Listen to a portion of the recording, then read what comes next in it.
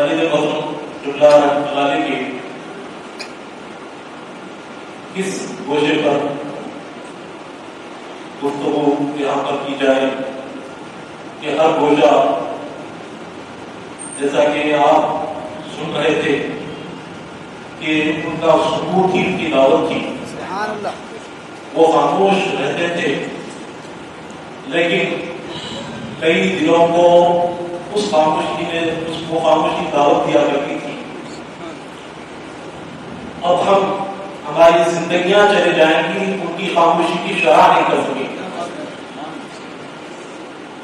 ان کی خاموشی کو ہم سمجھا نہیں سکیں گے۔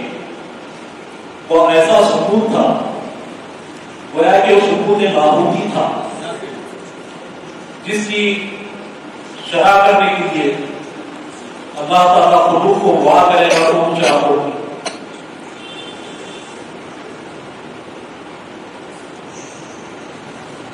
میں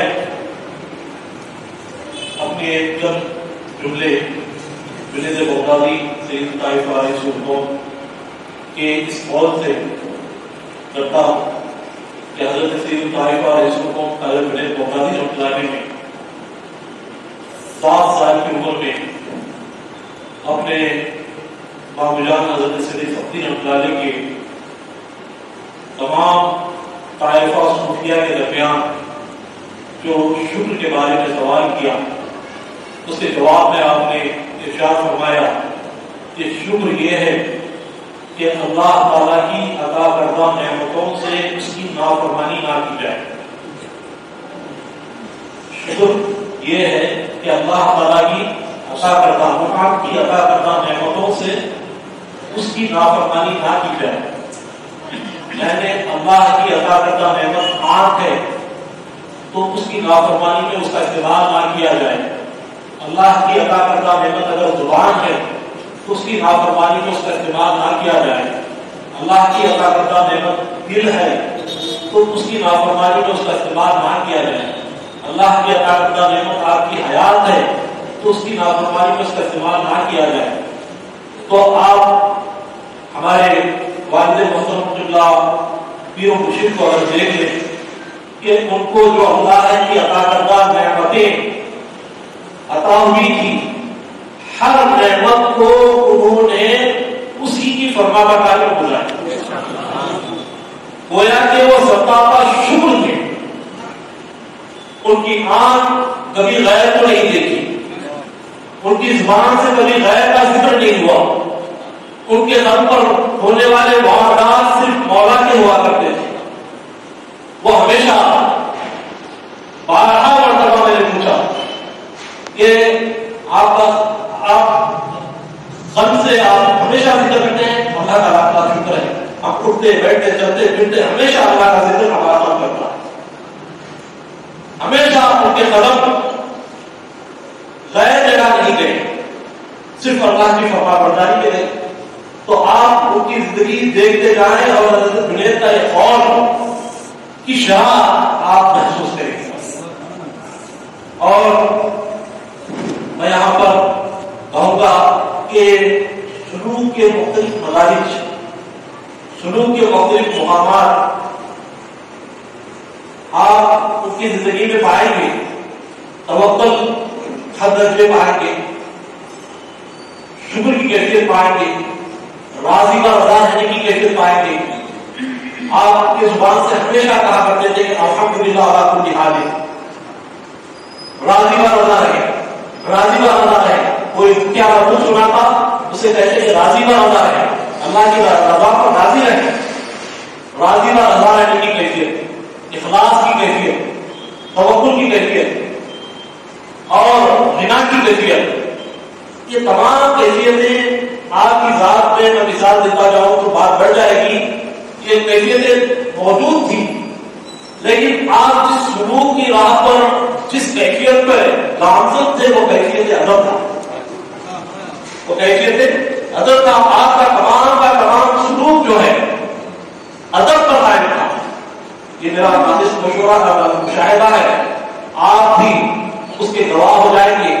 آپ نے زندگی پر دیکھا کہ وہ قبلے کا کس طرح ادب کرتے تھے، قبلے کا کس طرح ادب کرتے تھے؟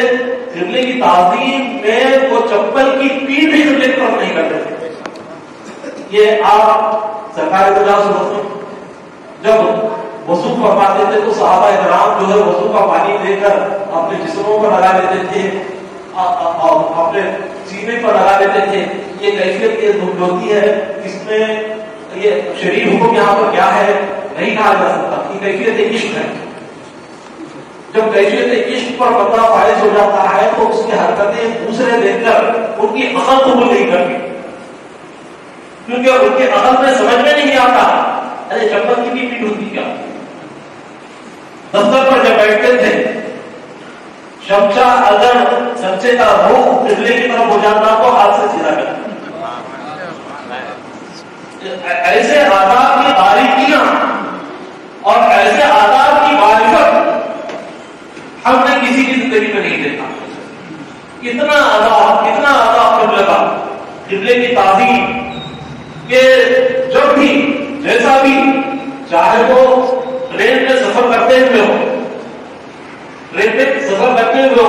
تو فوراً پہلے قبلے کا رخ پوچھتے اور نماز ادا کرنے کے لیے قبلے کا وہاں پر بھی اہتمام کرتے.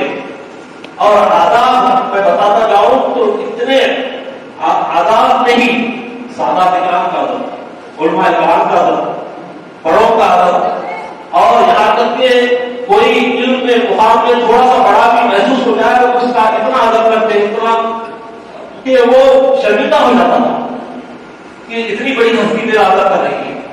عالم دین کا ادب ہم نے پوری زندگی دیکھا کہ عالم دین کا کتنا ادب فرماتے تھے. اور یہاں تک کہ آپ تعجب کریں گے کہ سادات کا ادب اتنا کرتے تھے کہ زندگی پر والد محترم نے بیعت کیا، جب بھی بیعت کرتے ان میں کوئی سادات ہوتا تو پوچھتے ان کو جھوٹا نہیں پلاتے تھے، ان کو اپنا جھوٹا نہیں پلاتے بلکہ جو سادات ہوتا ان کے پانی پر دم کرتے، دم کر دیتے. اور میں کہوں کہ میں آپ کے ساتھ جب سفر کرتا تو آپ جب سونے کے لیے اچھی حالت میں جب تھے، آپ جب سونے کے لیے برف وغیرہ ہوتا تھا تو اوپر والے کو نام پوچھتے تھے. اوپر والے اگر کوئی ہوتا تو اس کا نام پوچھتے، اگر وہ سید ہوتا تو وہاں نہیں نیچے نہیں سوتے تھے. سید ہوتا نام نیچے نہیں سوتے تھے. اگر اس کا نام غلام محمد ہوتا تو اس کی بھی تعلیم میں اس کے نیچے نہیں سوتے. نہیں یعنی ہم دوسری جگہ سوتے، دوسرا مقام دیکھیں گے، دوسری جگہ چلے جاتے. اس حد تک آداب بجا رہتے ہیں.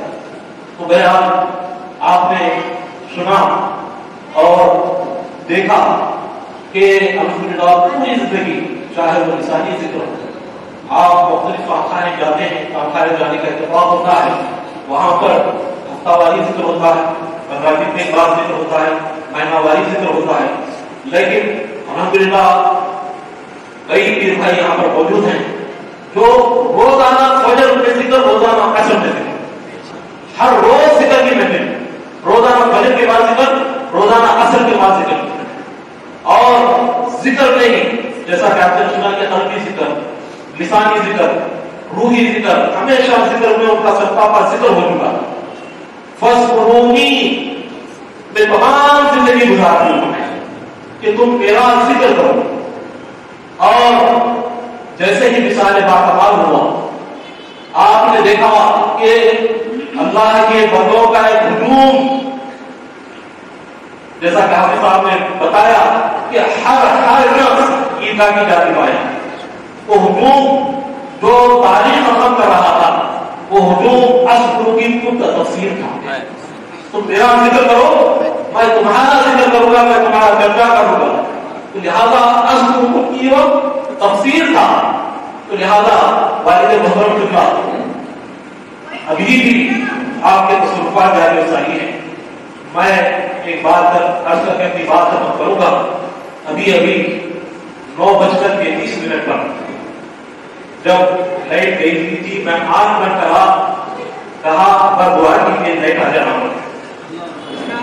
خدا کی قسم کہہ کر کہہ رہا ہوں 9:33 پر میں آنکھ بند کر کے ابا سے کہا ابا دعا کیجیے